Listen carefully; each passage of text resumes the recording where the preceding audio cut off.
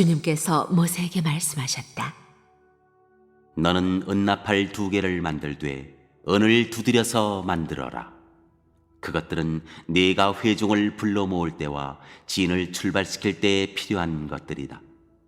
2개를 한꺼번에 길게 불면 모든 회중이 회막 어귀에 모여 너에게로 나올 것이다. 그러나 하나만 길게 불면 지휘관들 곧 이스라엘의 천부장들만이 너에게로 나올 것이다. 그러나 나팔을 짧게 급히 불면 동쪽에 진을 친 부대들이 진을 뜬다. 2번째로 짧게 불면 남쪽에 진을 친 부대들이 진을 뜬다. 진을 뜰 때에는 나팔을 이렇게 짧게 불어라. 총회를 소집할 때에는 나팔을 길게 불어야 한다. 짧게 불어서는 안 된다. 나팔은 아론의 혈통을 이어받은 제사장들만이 불 수 있다. 이것은 너희가 대대로 길이 지킬 율례이다.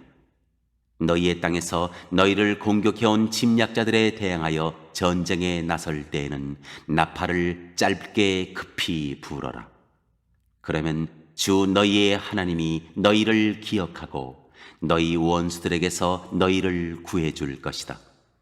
너희들이 즐기는 경축일과 너희들이 정기적으로 모이는 날과 매달 초하루에는 너희가 번제물과 화목 제물을 바치며 나팔을 불어라.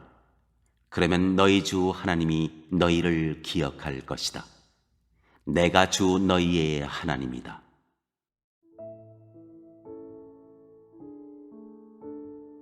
오늘 말씀은 광야에 있는 이스라엘 민족이 기억해야 하는 나팔 신호에 관한 내용이 담겨 있어요.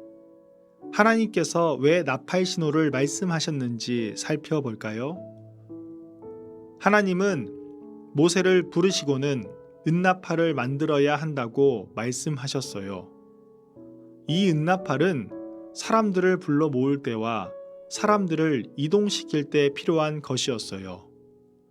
2개를 한꺼번에 길게 불면 모든 사람이 모세 앞으로 모여야 했어요. 그러나 하나만 길게 불면 이스라엘의 지도자들이 모세 앞으로 모여야 했지요. 나팔을 짧게 급히 불면 광야에 있던 이스라엘 민족이 순서대로 이동해야 했어요. 또한 나팔은 전쟁에 나설 때 불어야 했고 여러 절기를 지낼 때도 불어야만 했어요. 이스라엘 민족은 나팔 소리에 귀를 기울여야 했어요. 그렇게 해야 광야에서 낙오되지 않고 하나님의 도우심을 받을 수 있기 때문이에요. 본문에서 이스라엘 민족은 광야에 있어요. 하나님께서 말씀하신 가나안 땅으로 향하는 중이지요. 광야는 먹을 음식도 마실 물도 넉넉하지 않았고 언제 들이닥칠지 모르는 적군과 야생동물의 위협이 가득했던 곳이에요. 하나님의 도움이 없다면 광야에서는 큰 위험을 겪을 수밖에 없어요. 그렇기에 광야에서 낙오되지 않으려면 나팔 소리에 귀를 기울이고 그 신호가 어떤 신호인지 잘 구별해야만 했어요. 항상 하나님의 나팔 소리에 귀를 기울여야 했던 것이지요.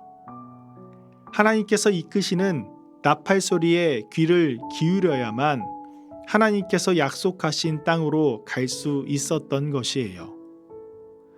이스라엘 사람들은 다른 어떤 소리에 귀를 기울이는 것이 아니라 오직 하나님의 나팔 소리에 귀를 기울여야만 했어요.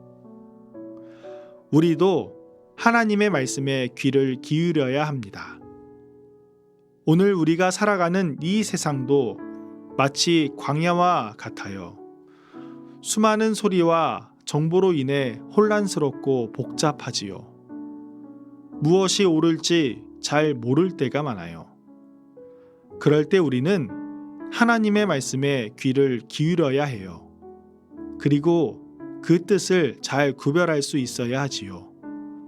나의 생각과 뜻을 구별하는 것이 아니라 하나님의 생각과 뜻을 구할 수 있어야 합니다.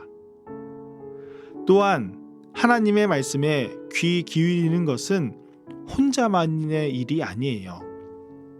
광야에서 나팔 소리를 듣고 신호를 구분하여 나아가는 일을 공동체가 함께 했던 일이었어요. 그렇기에 우리 가정이 먼저 하나님의 말씀에 귀를 기울이고 말씀을 함께 나누며 살아갈 수 있어야 해요. 하나님의 말씀에 늘 귀를 기울이며 나의 뜻이 아니라 하나님의 뜻을 잘 구별하는 우리 가정이 될 수 있기를 소망해요.